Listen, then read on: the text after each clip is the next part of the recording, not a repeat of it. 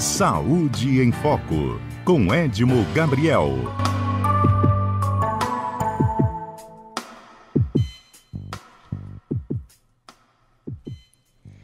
Doutor Edmo Gabriel, bom dia, tudo bem? Bom dia, Carol, bom dia a todos os nossos ouvintes da CBN Grandes Lagos, uma ótima semana a todos vocês.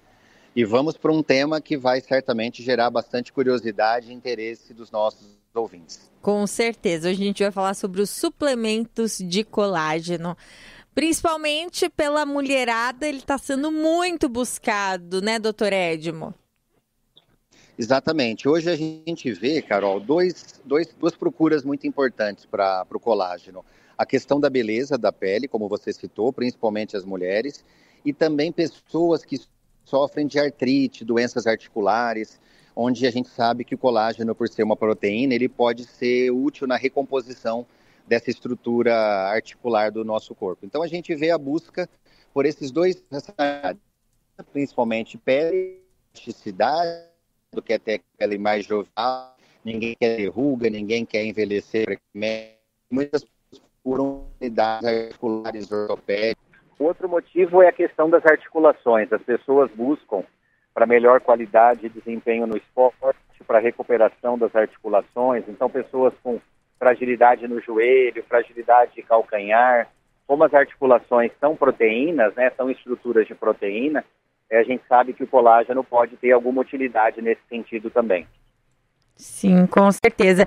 E quando saber que a gente precisa suplementar colágeno, doutor? Esse é o ponto que me levou a trazer essa discussão. Na verdade, a gente não tem o hábito de dosar colágeno no corpo. A gente não consegue ainda ter uma mensuração precisa da nossa carga de colágeno.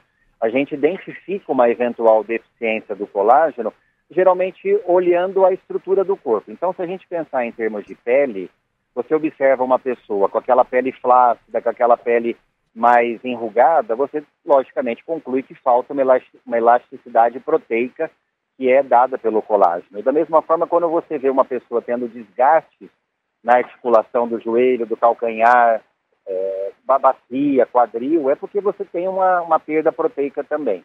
Então, nessas situações é quando a gente pensa em fazer algum tipo de suplementação, não é por um exame bioquímico ou exame sanguíneo.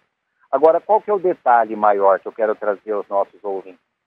Você simplesmente tomar uma cápsula de colágeno, você pode não conseguir de imediato esse resultado. Por quê? Colágeno primeiro precisa ser absorvido pelo intestino.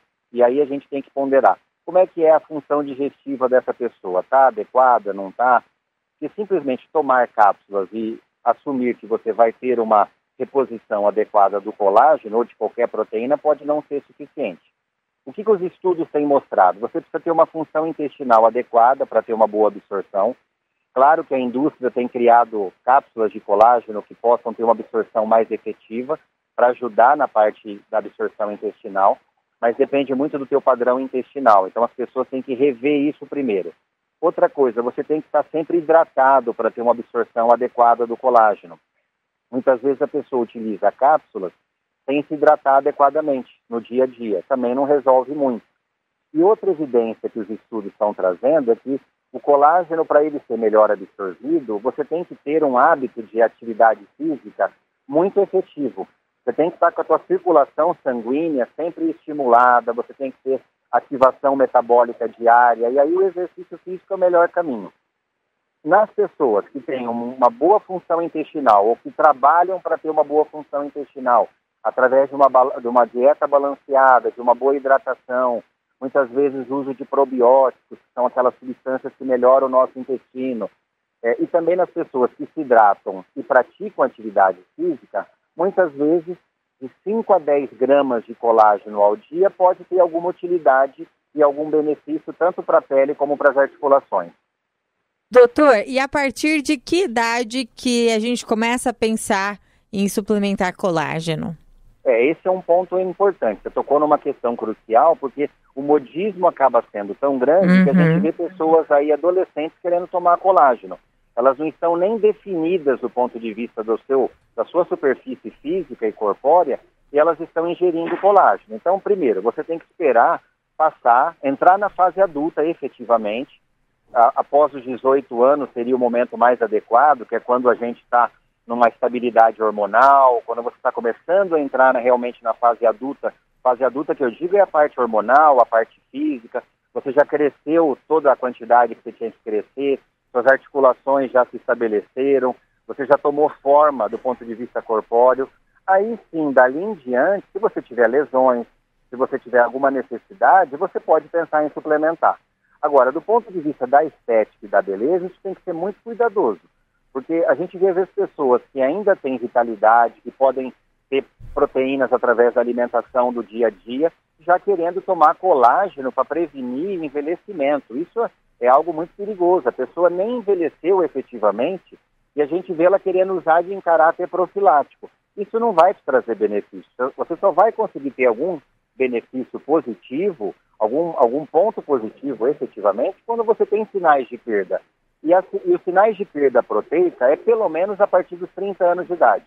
Então, entre 18 e 30 anos é atividade física, é realmente usar o colágeno com uma orientação médica em situações de desgaste articular, eventualmente é um grande esportista, é um atleta de maior performance, e a partir dos 30 anos em diante, aí eventualmente você pode considerar para fins estéticos também como orientação médica, porque a gente assume que de 30 anos em diante, todos nós perdemos água corpórea e perdemos proteínas.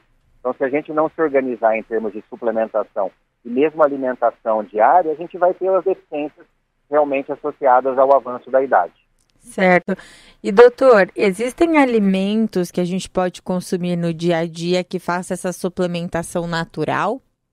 Sim. O colágeno, ele não é algo que você tem que só partir do princípio que venha do suplemento. Existe colágeno nos peixes, existe colágeno na carne vermelha, existe colágeno nos frangos, existe colágeno em qualquer fonte proteica, como essas carnes que eu citei. O peru, que a gente come pouco só na época do Natal, ele tem uma boa quantidade de colágeno. Então, é dieta proteica equilibrada. Geralmente, a pessoa que faz o cálculo ali com a sua nutricionista, trabalha ali como 0,8 a 1 grama de proteína por quilo ao dia. Isso com o auxílio de uma nutricionista, de um nutrólogo, de um preparador físico, você consegue atingir facilmente. Você pode ingerir ovo, você pode ingerir carnes das mais variadas possíveis. Você pode, eventualmente, usar gelatina, que é um produto saboroso, que é rico em colágeno, que não pode ser subestimado. Então, o hábito de ingerir gelatina algumas vezes por semana com carnes brancas e vermelhas também é muito interessante para você suplementar. E aí, mais um item que seria legal a gente colocar, se você quiser melhorar a produção natural do nosso colágeno sem precisar suplementar, é utilizar fontes de vitamina C na alimentação.